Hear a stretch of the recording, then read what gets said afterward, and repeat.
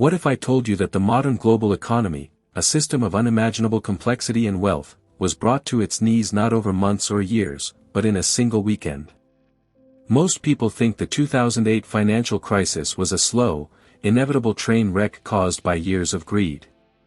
And while greed was certainly the fuel, the final crash wasn't slow at all.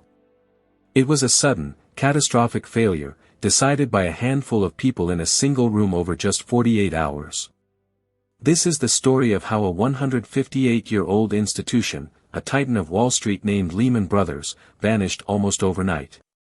But more importantly, it's the story of a decision that was meant to teach the market a lesson, and instead, almost broke the world. Stay with me, because the echoes of that weekend are still shaping your financial life today, in ways you might not even realize. To understand how Lehman could collapse so spectacularly, you first need to understand the world of the mid-2000s. It was a world built on a simple, seductive idea, that housing prices would only ever go up. Banks were lending money to almost anyone to buy a house, through what became known as subprime mortgages. But the real money wasn't in the lending itself. It was in packaging these thousands of individual mortgages together into complex financial products called mortgage-backed securities, or MBS. Think of it like this: you take 1,000 different mortgages, bundle them into a single box, and then sell slices of that box to investors. The investors get a steady stream of income from people's monthly mortgage payments. On paper, it seemed safe. Surely, not everyone would stop paying their mortgage at the same time, right? Lehman Brothers, led by its famously aggressive CEO, Richard Fuld, wasn't just a player in this game, it was a champion. They dove headfirst into the real estate market, buying up mortgage lenders and packaging and selling these complex securities. Profits soared. By 2007, Lehman was reporting record earnings. They were a Wall Street giant, a pillar of the financial system. An institution that seemed as permanent as the buildings in Manhattan. But they were hiding a fatal secret. While they were selling these mortgage-backed securities to others, they were also keeping a huge amount for themselves. They were so confident in the market they created that they were betting the entire firm on it. Their house was built on the same cards they were selling to everyone else. And by 2007, that house was starting to shake. Lehman's history stretched all the way back to 1850. It had survived the Civil War, the Great Depression, and 2 world wars. This history gave it an aura of invincibility. Richard Fuld, nicknamed the Gorilla for his tenacity, had steered the firm through crises before and was celebrated for it. The firm's rise in the 2000s was meteoric. They leveraged themselves to the hilt, borrowing enormous sums of money to buy even more real estate assets. For every $1 of their own capital, they were borrowing and investing over $30. As long as housing prices went up, this was a recipe for astronomical profits. But in 2007, the unthinkable happened. Housing prices started to fall. Suddenly, those subprime borrowers, the ones with the riskiest loans, began to default.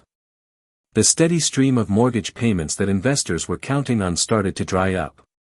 And those safe mortgage-backed securities? They became toxic waste overnight. No one knew what they were worth, and no one wanted to buy them.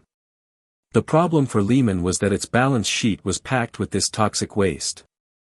The assets they valued at billions were suddenly worth pennies on the dollar. Their confidence had become their poison pill. By September 2008, the situation was desperate. Lehman's stock price had collapsed. Other banks, fearing Lehman's hidden toxicity, refused to lend to them. They were running out of cash, fast. This brings us to the weekend of Friday, September 12, 2008. The U.S. Treasury Secretary, Hank Paulson, a former CEO of Goldman Sachs, summoned the heads of every major Wall Street bank to the Federal Reserve Bank of New York. The message was clear: find a buyer for Lehman Brothers, or it will fail by Monday morning. The government, he declared, would not be providing a bailout. This was a shock. Just 6 months earlier, the government had helped orchestrate a rescue of another failing bank, Bear Stearns. Everyone in that room assumed the same would happen for Lehman. It was too big to fail, or so they thought. What followed was 48 hours of frantic, high-stakes negotiations. Two potential buyers emerged, Bank of America and the British bank, Barclays. Bank of America pulled out first, choosing to buy another struggling firm, Merrill Lynch, instead. All eyes turned to Barclays. A deal was hammered out. It seemed like a solution was at hand. But there was a catch. British regulators demanded a financial guarantee from the U.S. government to approve the deal, to protect Barclays from Lehman's hidden losses.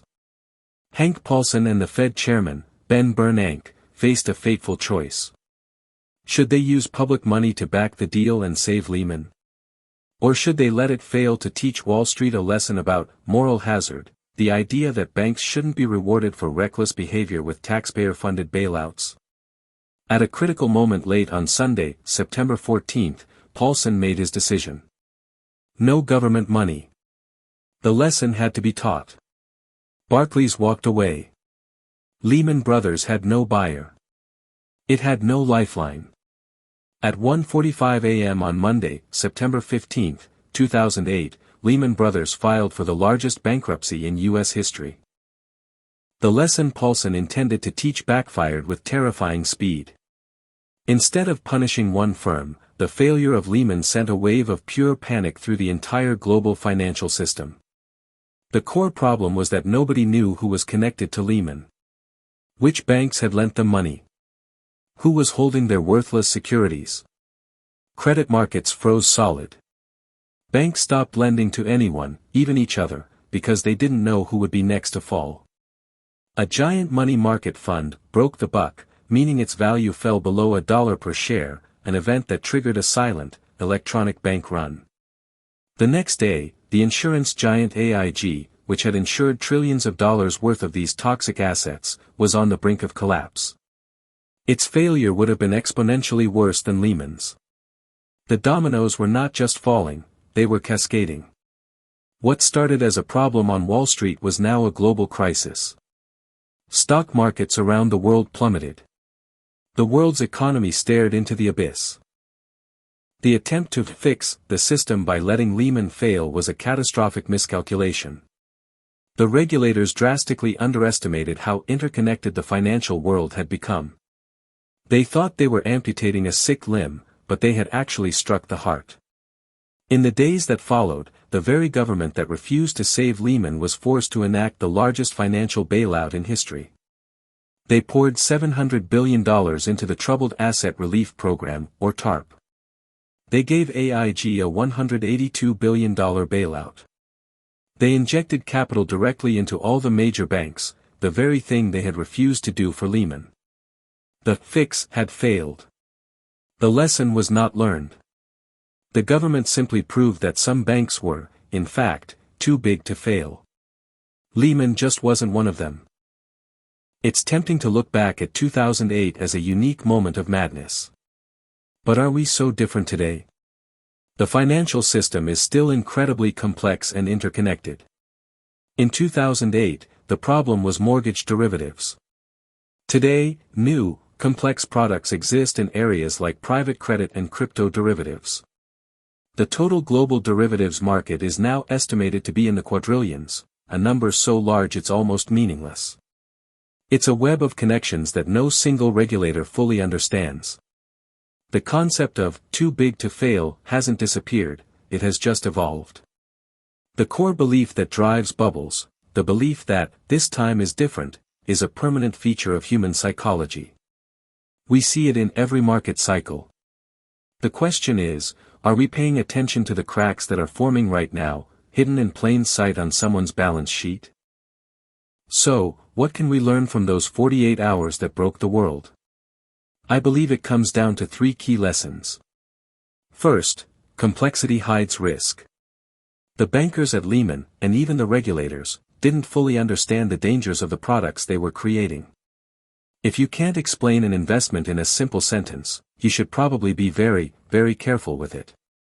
Second, interconnectedness is a weapon with two edges. In good times, it spreads prosperity. In bad times, it spreads panic faster than any virus. The failure of one safe institution revealed that the entire system was fragile. And third, the decisions of a few can change the lives of billions. A handful of people in a room in New York made a judgment call, and the entire world paid the price. It's a sobering reminder of where power truly lies in our globalized system. The story of Lehman Brothers is not just a piece of financial history. It's a warning. It's a reminder that stability is often an illusion, and that the most dangerous belief in finance is the one that says a collapse like that could never happen again. If you find these deep dives into the moments that shaped our financial world valuable, consider subscribing for more stories like this. And now I want to ask you, what do you think is the biggest, hidden risk in our financial system today? Let me know your thoughts in the comments below. Thanks for watching.